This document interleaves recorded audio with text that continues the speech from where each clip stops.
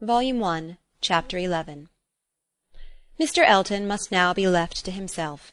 It was no longer in Emma's power to superintend his happiness or quicken his measures. The coming of her sister's family was so very near at hand, that first in anticipation, and then in reality, it became henceforth her prime object of interest, and during the 10 days of their stay at Hartfield it was not to be expected, she did not herself expect, that anything beyond occasional fortuitous assistance could be afforded by her to the lovers.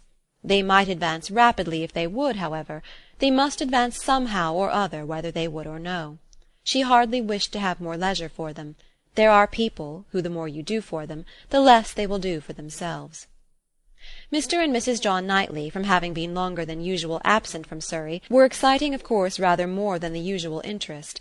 Till this year every long vacation since their marriage had been divided between Hartfield and Donwell Abbey, but all the holidays of this autumn had been given to sea-bathing for the children, and it was therefore many months since they had been seen in a regular way by their Surrey connections, or seen at all by Mr. Woodhouse, who could not be induced to get so far as London, even for poor Isabella's sake, and who consequently was now most nervously and apprehensively happy in forestalling this too short visit.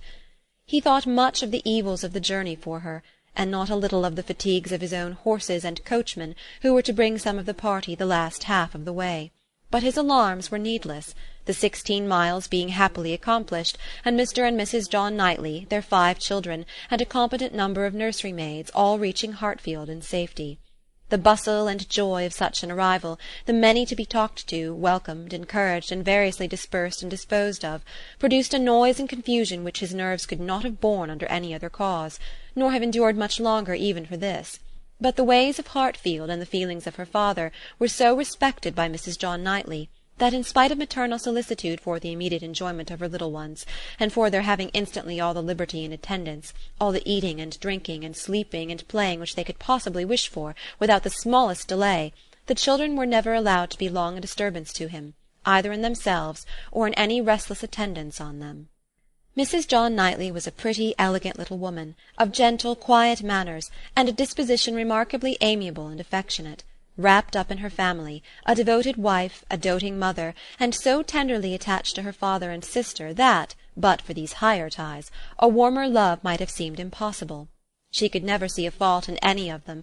She was not a woman of strong understanding or any quickness, and with this resemblance of her father, she inherited also much of his constitution, was delicate in her own health, over-careful of that of her children, had many fears and many nerves, and was as fond of her own Mr. Wingfield in town as her father could be of Mr. Perry. They were alike, too, in a general benevolence of temper, and a strong habit of regard for every old acquaintance.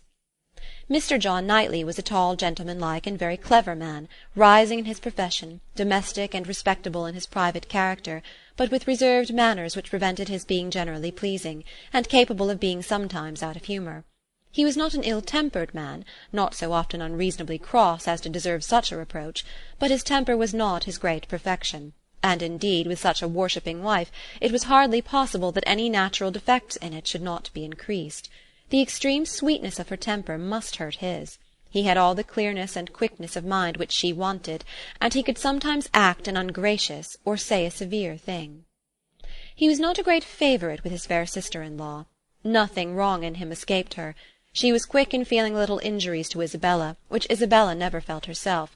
Perhaps she might have passed over more had his manners been flattering to Isabella's sister, but they were only those of a calmly kind brother and friend, without praise and without blindness, but hardly any degree of personal compliment could have made her regardless of that greatest fault of all in her eyes which he sometimes fell into, the want of respectful forbearance towards her father.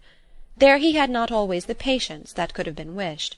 Mr. Woodhouse's peculiarities and fidgetiness were sometimes provoking him to a rational remonstrance or sharp retort equally ill bestowed. It did not often happen, for Mr. John Knightley had really a great regard for his father-in-law, and generally a strong sense of what was due to him, but it was too often for Emma's charity, especially as there was all the pain of apprehension frequently to be endured, though the offence came not. The beginning, however, of every visit displayed none but the properest feelings, and this being of necessity so short, might be hoped to pass away in unsullied cordiality. They had not been long seated and composed when Mr. Woodhouse, with a melancholy shake of the head and a sigh, called his daughter's attention to the sad change at Hartfield since she had been there last. "Ah, my dear," said he, "poor Miss Taylor, it is a grievous business."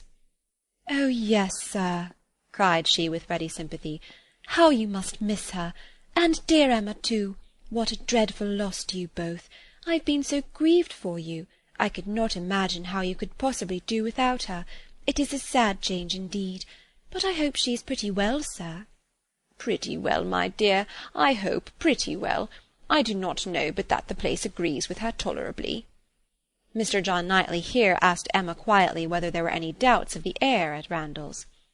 "Oh, no, none in the least. I never saw Mrs. Weston better in my life, never looking so well. Papa is only speaking his own regret." "Very much to the honour of both," was the handsome reply. "And do you see her, sir, tolerably often?" asked Isabella in the plaintive tone which just suited her father. Mr. Woodhouse hesitated. "Not near so often, my dear, as I could wish." "Oh, papa, we have missed seeing them but one entire day since they married. Either in the morning or evening of every day, excepting one, have we seen either Mr. Weston or Mrs. Weston, and generally both, either at Randalls or here, and as you may suppose, Isabella, most frequently here. They are very, very kind in their visits. Mr. Weston is really as kind as herself. Papa, if you speak in that melancholy way, you will be giving Isabella a false idea of us all. Everybody must be aware that Miss Taylor must be missed, but everybody ought to be assured that Mr. and Mrs. Weston do really prevent our missing her by any means to the extent we ourselves anticipated, which is the exact truth." "Just as it should be," said Mr. John Knightley, "and just as I hoped it was from your letters. Her wish of showing you attention could not be doubted, and his being a disengaged and social man makes it all easy. I've been always telling you, my love, that I'd no idea of the change being so very material to Hartfield as you apprehended, and now you have Emma's account, I hope you'll be satisfied." "Why, to be sure," said Mr. Woodhouse. "Yes, certainly, I cannot deny that Mrs. Weston, poor Mrs. Weston, does come and see us pretty often, but then she's always obliged to go away again." "It would be very hard upon Mr. Weston if she did not, papa. You quite forget poor Mr. Weston." "I think, indeed," said John Knightley pleasantly, "that Mr. Weston has some little claim. You and I, Emma, will venture to take the part of the poor husband. I, being a husband, and you not being a wife, the claims of the man may very likely strike us with equal force. As for Isabella, she has been married long enough to see the convenience of putting all the Mr. Westons aside as much as she can." "Me, my love?" cried his wife, hearing and understanding only in part. "Are you talking about me? I am sure nobody ought to be or can be a greater advocate for matrimony than I am, and if it had not been for the misery of her leaving Hartfield, I should never have thought of Miss Taylor but as the most fortunate woman in the world. And as to slighting Mr. Weston, that excellent Mr. Weston, I think there is nothing he does not deserve. I believe he is one of the very best-tempered men that ever existed. Excepting yourself and your brother, I do not know his equal for temper. I shall never forget his flying Henry's kite for him that very windy day last Easter, and ever since his particular kindness last September 12th in writing that note at 12 o'clock at night, on purpose to assure me that there was no scarlet fever at Cobham, I have been convinced there could not be a more feeling heart nor a better man in existence.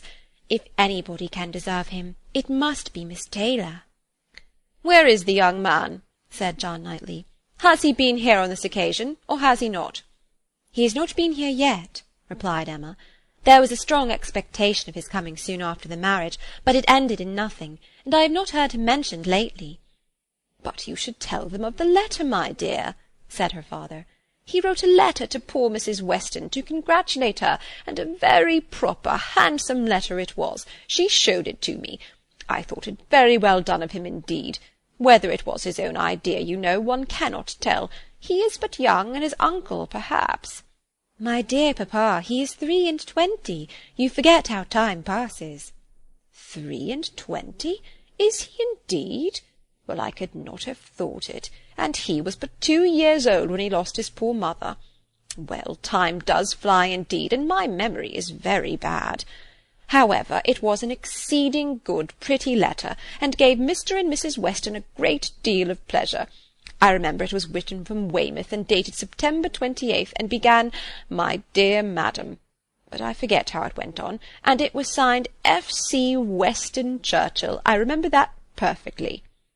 "How very pleasing and proper of him!" cried the good-hearted Mrs. John Knightley. "I have no doubt of his being a most amiable young man. But how sad it is that he should not live at home with his father! There is something so shocking in a child's being taken away from his parents and natural home. I never could comprehend how Mr. Weston could part with him. To give up one's child! I really never could think well of anybody who proposed such a thing to anybody else." "Nobody ever did think well of the Churchills, I fancy," observed Mr. John Knightley coolly. "But you need not imagine Mr. Weston to have felt what you would feel in giving up Henry or John. Mr. Weston is rather an easy, cheerful-tempered man than a man of strong feelings. He takes things as he finds them, and makes enjoyment of them somehow or other, depending, I suspect, much more upon what is called society for his comforts, that is, upon the power of eating and drinking, and playing whist with his neighbours 5 times a week, than upon family affection or anything that home affords." Emma could not like what bordered on a reflection on Mr. Weston, and had half a mind to take it up, but she struggled and let it pass. She would keep the peace if possible, and there was something honourable and valuable in the strong domestic habits, the all-sufficiency of home to himself, whence resulted her brother's disposition to look down on the common rate of social intercourse, and those to whom it was important. It had a high claim to forbearance. Chapter 12